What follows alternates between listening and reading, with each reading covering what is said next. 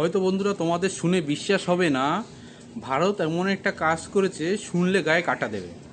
18ই জুলাই শ্রীহরিকোটা একটি private company নিজেদের বানানো রকেট মহাকাশে পাঠিয়ে দিল।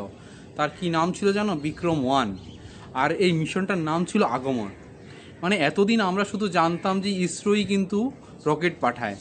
এবার কিন্তু হায়দ্রাবাদের দুটো ছেলে স্কাইরুট নামে একটা স্টার্ট আপ খুলে 7 তলা সমান একটা রকেট বানিয়ে ফেলেছে। আর সবচেয়ে পাগল করা কি ব্যাপার জানো? এই রকেটটা ইঞ্জিনটা পুরোটাই কিন্তু 3D প্রিন্টেড, মানে কার্বন ফাইবারের তৈরি। এর আগে কখনো তৈরি হয়নি। আর রকেটটি কি কি নিয়ে গেল শুনলে তোমরা অবাক হবে। আর একটা মোদির হাতে লেখা একটি বন্দে মাতরম চিঠি, আর একটা সোনার ছোট রকেট যার ভেতরে কালাম স্যারের মূর্তি আঁকা রয়েছে, আর একটা রোবট আর্ম যা স্পেসের ময়লা পরিষ্কার করবে। আর 450 কিলোমিটার উপরে গিয়ে সব কিছু ঠিকঠাক ছেড়ে, মানে বোঝা যাচ্ছে সরকার ছাড়াও এখন আমরা মহাকাশে যেতে পারি।